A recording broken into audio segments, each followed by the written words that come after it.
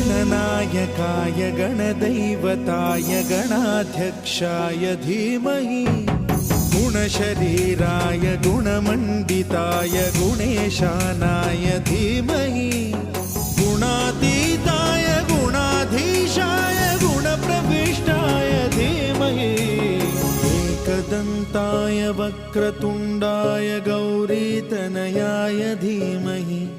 गजेशानाय भालचन्द्राय श्रीगणेशाय धीमहि